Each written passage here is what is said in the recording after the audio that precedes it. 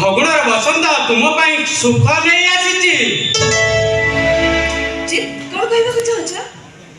ଆଉ ଆଜି ତମକୁ ମୁଁ ଏମିତି ସରପ୍ରାଇଜ ଦେବି ତମେ ଖୁସିରେ ଖାଲି ନାଚିବ। ସରପ୍ରାଇଜ? କଣ ସରପ୍ରାଇଜ? ଆରେ ସରପ୍ରାଇଜଟା ହେଲା ତୁମେ ନିଜେ ଦେଖ।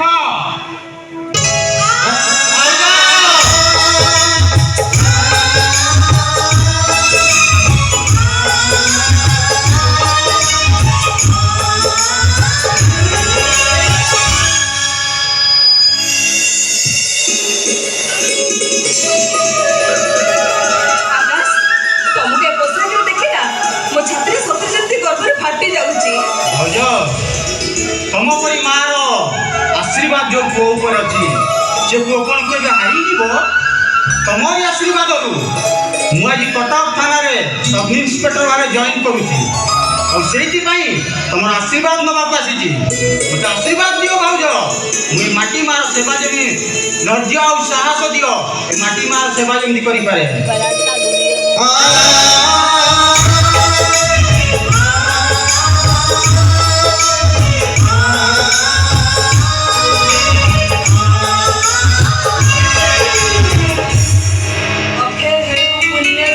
ଧର୍ମର ହେଉ ଜୟ।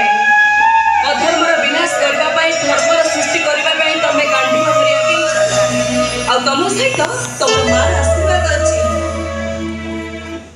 ଆରେ ତମେ ଦି ଜଣ କଥା ହଉଛ ମୁଁ ଭିତରେ ଯାଇ ଆସିଛି।